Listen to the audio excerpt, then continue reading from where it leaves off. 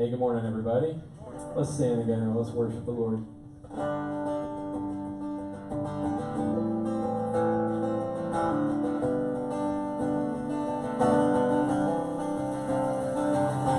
He became sin, who knew no sin, that we might become His righteousness. He humbled Himself, He carried the cross. Love so amazing, love so amazing. Jesus Messiah, name above all names. Blessed Redeemer, Emmanuel.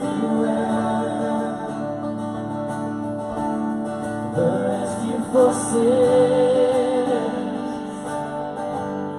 the ransom from heaven, Jesus Messiah, Lord of all.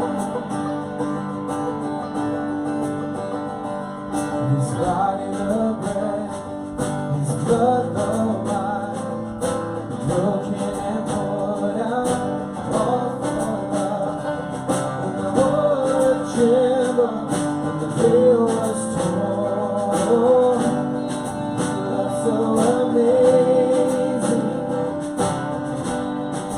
love so amazing. Jesus Messiah, name above all names. Blessed Redeemer, Emmanuel. The rescue for sinners, the ransom from heaven, Jesus Messiah, Lord of all. All I hope is in you. All I glory to you, God, the light of the world. Jesus Messiah, name above all names. Blessed Redeemer, Emmanuel. The rescue for sinners, the ransom from heaven, Jesus Messiah, Lord of all. Jesus Messiah, Lord of all.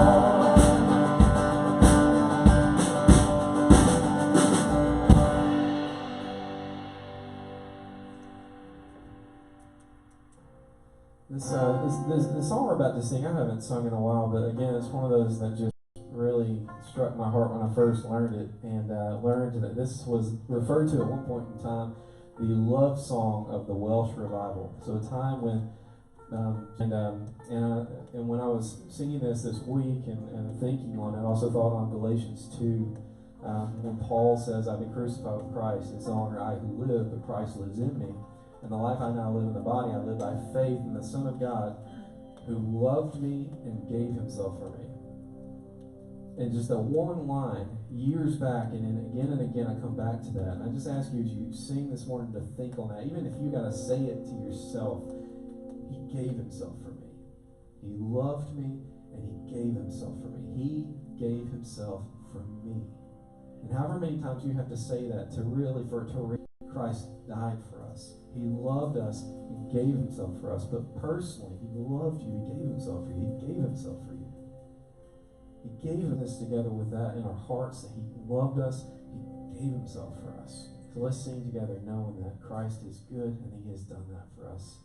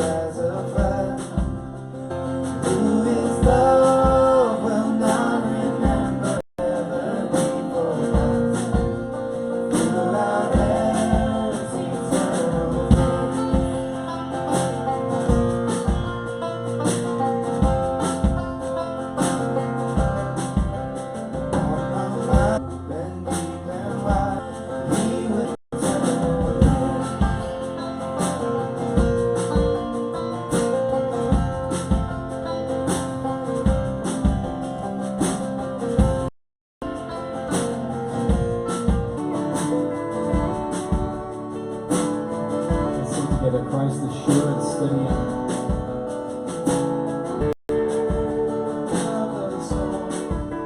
When the winds of dawn, in the suffering, in the sorrow, when my sinking hopes are few, I will hold fast to the anchor which shall never.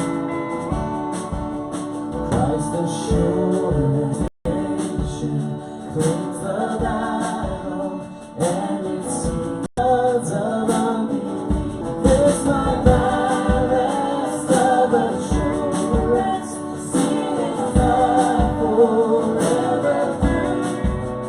All my hope is in the anchor, which shall never be.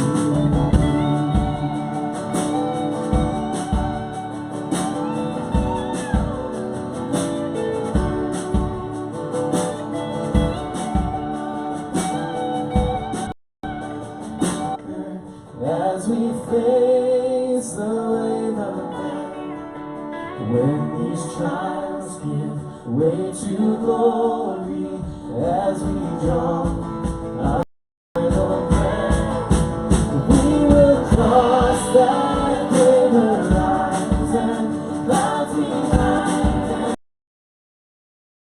and fast to the end.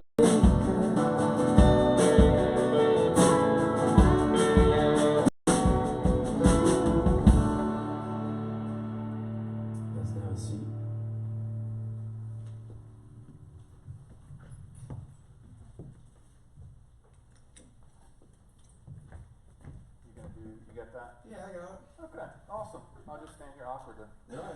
You know what's going on in the life of the church, particularly the Bible, what it means to us, how we study in the Bible. That was it. Yeah. And also, for you new families that are showing up, we have our beginnings to our family commitment seminar. So what does that mean? We call it a child dedication service. It's one of the first milestones that we have as we begin to minister to your families. And if you are new to Mars Hill or you just had a baby and that you're interested, I see a lot of Jesus answered them, "Do not grumble among yourselves. No one can come to life. Your fathers ate the manna in the wilderness, and they died. This is the bread that comes down from heaven, so that one may eat of it and not die. I am the world, is my flesh." And then verse 52. So Jesus said to them, "Truly, truly, I say to you, unless you eat of the flesh of the Son of Man and drink his blood, you have no life in you." Skipping down to verses 60. But Jesus, knowing in himself that his disciples were grumbling about this, said to them, "Do not go back," and no longer walked with him. So Jesus said to the 12, "Do you want to go that you are the Holy One of God?" We've got a lot of ground to cover this morning, but just for weeks. And John chapter 6 is really, so that's what we've been looking at for the last couple of weeks. The first 15 verses of John chapter 6, Jesus performs a miracle. Down to 22, Jesus then walks on water and displays his power and what we just sang about. And then life being provided in the midst of darkness. So you have bread verses. Jesus then begins to explain. And then what it say in verses 22 down to 71, I am 71. What we looked at last week, what Jack talked about, what we looked at in the death with the bread of life. The bread of this world, which is, and yet leads to death. So you have this comparison between two different types of bread when we look at verses 22 types of people. Two categories of people. And the question of verses 22 down to 40 is, which bread will you pursue? Will you pursue the bread of death, the bread that leads to death, the bread of this world, the kingdom of this world, the kingdom of self, which leads to death? Or will you pursue the bread of life that Jesus offers, himself? And the question then this morning is not simply which bread will you pursue, but which person are you? The first group of people, you have the grumpy, it says, so the Jews grumbled about him because he said, I am the bread that came down from heaven. So this is the first group of grumblers here that we have, the Jews. And any time in the Gospel of John we read that, the phrase the Jews, it means the religious leaders. This is how John often refers to the religious leaders of this time. And so that's what he's talking about. Somehow in the midst of all of this crowd, which is not really unheard of, there's 15,000 people there, somehow this crowd now has come into the midst. You remember they're in Capernaum, and what we'll learn here at the end of the text is they're in a synagogue, so it's not unrealistic for these religious leaders to have been in Capernaum and to be in the synagogue, and what they're doing is grumbling, it says, under their breath, which is exactly what that phrase means. It means murmur or chance that this could be true. In fact, it says, isn't he just the guy from heaven? They just dismiss it outright. And it's said twice in verse 41, and a second time, once in verse 41, and a second time in verse 42. They grumbled about him because he said, I'm the bread that came down from heaven. Verse 42. Then they said, is not this Jesus, the son of Joseph, whose father and mother we know? How does he now say, I have come down from heaven? They think they know everything there is to know about Jesus. They think they have all of the answers. They think that they have a complete understanding of Jesus. He's just Joseph's son who lives 10 different times. I've come down. I'm the bread that has come down. They just want bread. But he is. And there's a significant difference between those two things. And they are grumbling. They'll follow up to a point. They'll follow as long as they get what they want. They'll follow should be. They'll follow up to that. But when he demands, no, this is too hard for us. In fact, that's actually what the word means. Hard in the text means. Now, it's not simply because he's made a statement that seems confusing to me. But when I have to bend to him, that's too much. I'm here. What we're learning in this text, and he says it again, he says 10 times I've come down, he'll say 10 times, 10 different ways, take me in. Eat, feed on, feast on, take in me, my flesh, and my blood. And what is he saying by doing that? We must take in, and we can't. And that's what's being commanded, that's what's being demanded, that's what's being requested here. Will you take me in? Which person will you be? Will you be the person that... Isn't that what we do with our finances? I'll follow you until you ask me to do something with my finances, or my possessions, or my stuff, or my time, or my...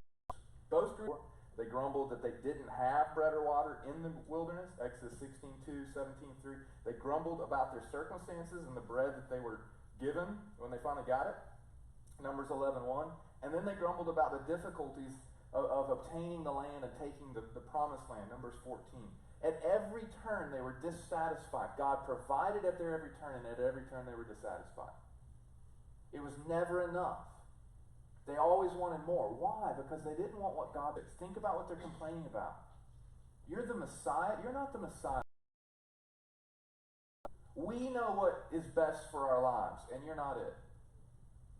What I determine will satisfy my soul and satisfy my life. That's what I need. What that God provided didn't meet their expectations, so they complained.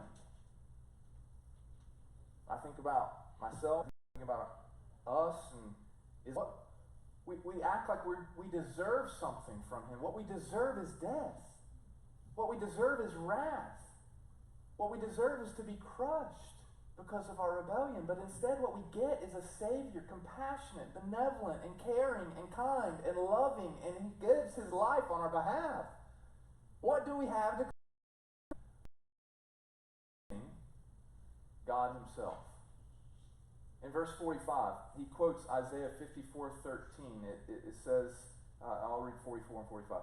No one can come to me unless the Father who sent me draws him, and I will raise him up on the last day. There is profound theological weight here. There's profound theological teaching here. We're not going to go into it. What I'd recommend is you go back to listen to the message on John 1, 9 to 13. Go back, go look at the study guide this week. We provide a little footnote there, and he's giving from a human perspective. The reason they reject him, the reason that they're grumbling, the reason they don't want what God is providing, verse 45, it is written in the prophets, and they will all be taught by God. And everyone who has heard and learned from the Father comes to me. Why is it that these two groups of people are grumbling? Though God